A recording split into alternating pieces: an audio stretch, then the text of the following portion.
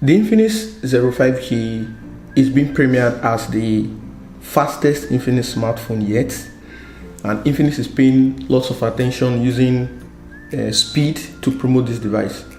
Now, right from the back, I would like to tell you to throw in a protective case on this device. The back plastic takes lots of fingerprint and makes it look really messy.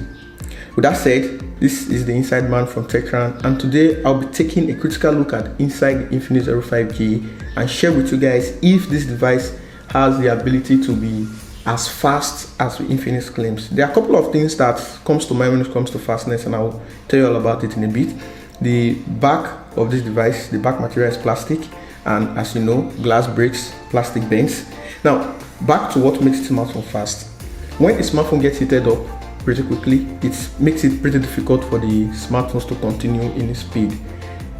As you can see, the back plastic is durable, is light, not that thick, but it gets the job done. Now, to get to see if the back plastic, if the speed of this device is as good as Infinix said, we have to take a look at a couple of things: the chipsets, how efficient the battery is cooled, and all that. So, taking out the screws, I'll be opening the device, taking out the frame of the device, and get to see what is really on the inside. Alright, so a couple of things about this smartphone. It uses next gen chipset, Dimensity chipset, which is built on 6 nanometer, and you can see that the side mounted fingerprint is pretty not bad. It works well, and for the extra security is dope. My attention first will be on the rear and the bottom speaker, which is just about the only useful speaker in the device. So I'll be sharing a couple of things with you guys here. From the bottom speaker, it's big, the main speaker is big and it's just loud enough. Then the vibrator module is located close to the main speaker. What you get with the main speaker is just a filter, alright? So which means it helps prevent dust to a certain level from getting to the device, like big particles, but definitely not to prevent water from getting into the device. So you should not go with this device close to any liquid, you understand? And also, the bottom board is home to the 3.5mm jack and USB Type-C ports. Again, from what I have seen so far in this device, there is no water protection at the bottom. Alright, so you just have some little gasket, and what those gasket does is to help prevent big particles of dust from getting inside. My best guess is dust that are a little smaller, those kind of little dust can still get in, so you should definitely be aware of getting the device close to water or any of that, so you don't get it messed up. The 5G in this device uses two cables. The two cables are just removed. You see one is for 4G, the other one is for 5G. Now, taking out a bunch of clips and taking out the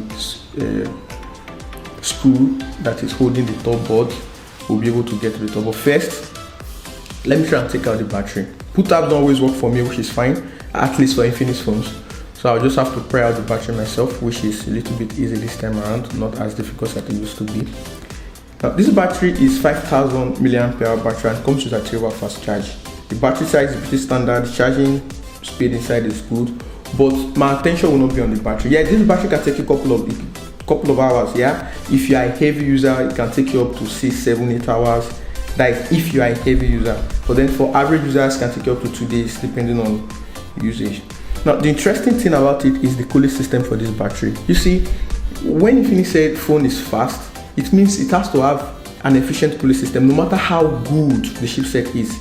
Because when the battery is hot, the performance of the chipset will drop. Reason because it has to, the battery will drain very fast. All right. Now, beneath this battery, you see a copper cooling system. This copper cooling system that you're seeing right here, it helps absorb heat from the battery and dissipate it through the screen of the device out.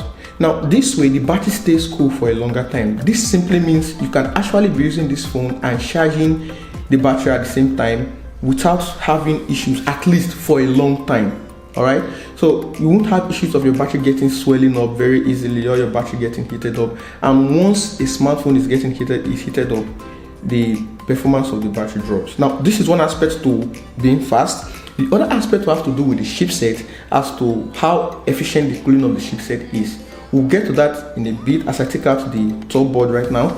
So what we'll be looking at in this top board, we're talking about the camera of the device. Then we'll also look at the chipset. Now underneath this copper coating right here is the chipset, the MediaTek Dimensity 900 5G chip and its GPU. Now you can see from the look of this that the material alone that is used to cover this chipset is enough to cool it down. You remember the Pova 5G that I tore down a few weeks back? You note that the copper at the top was very lightweight, that the moment I just popped it, it got broken out.